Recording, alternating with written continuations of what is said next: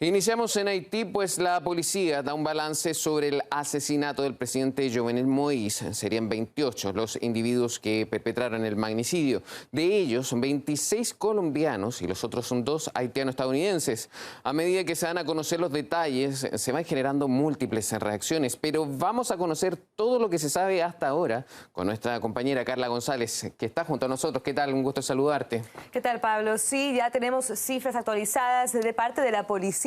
15 detenciones sobre este mismo caso, el asesinato del presidente de Haití, Jovenel Moïse, en las primeras horas del miércoles. Ya también teníamos imágenes de las personas que habían sido arrestadas en los momentos en los que estaban en la comisaría para ser interrogados por los investigadores. También se recuperaron las armas que habrían sido usadas en el momento del asesinato, con las que también hirieron a la primera dama. Ahora también escuchemos lo que dijo la policía sobre quiénes eran específicamente estas personas. De los 26 colombianos, hemos detenido a 15. 3 fueron abatidos y estamos buscando a 8 activamente. Sin duda, la mayoría eran colombianos y ya lo había confirmado también el gobierno de este país a través de su ministro de Defensa, que algunos de ellos habían sido incluso ex miembros de las Fuerzas Armadas. Escuchemos lo que dijo el ministro Molano. Inicialmente, la información señala que son ciudadanos colombianos, miembros retirados del Ejército Nacional. Hemos dado las instrucciones por parte del Gobierno Nacional a nuestra policía y al Ejército para que de inmediato se preste la colaboración en el desarrollo de esta investigación para que se esclarezcan estos hechos. ¿Y qué dice Estados Unidos?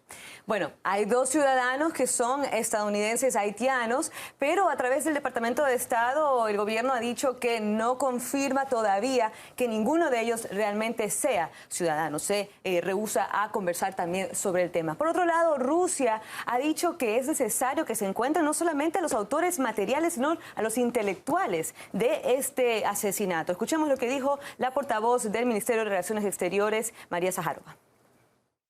Esta información nos preocupa seriamente, pues evidencia que una vez más fuerzas externas están tratando de utilizar un conflicto puramente interno para sus propios intereses egoístas. Constantemente vemos cómo esto ocurre en otros países, incluso los más cercanos a Rusia.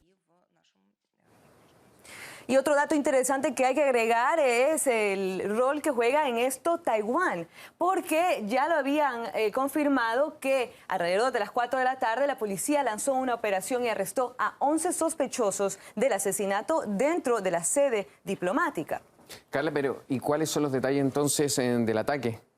Bueno, ya se empezaron las interrogaciones a estas personas que están detenidas, entre ellos los 2 ciudadanos estadounidenses que habían dicho que ellos simplemente eran traductores, que su misión no era de asesinar a Moïse, sino que querían arrestarlo. Cuando se les preguntó cómo lograron llegar al país, a través de qué o quiénes, ellos habían dicho que simplemente habían encontrado esta postulación de trabajo en Internet. Ahora, continúan también las investigaciones, no solamente en ese ámbito, sino en la parte de la seguridad, porque recordemos que se difundió un video que mostraba supuestamente el momento en que los mercenarios ingresaban a la residencia del presidente Moïse. Entonces también se está investigando las actuaciones del jefe de seguridad del Palacio Nacional. Y por parte del primer ministro interino, él ha llamado incluso a que todo regrese a la normalidad y que incluso se abra otra vez el aeropuerto de la capital. Muchísimas gracias por tu reporte.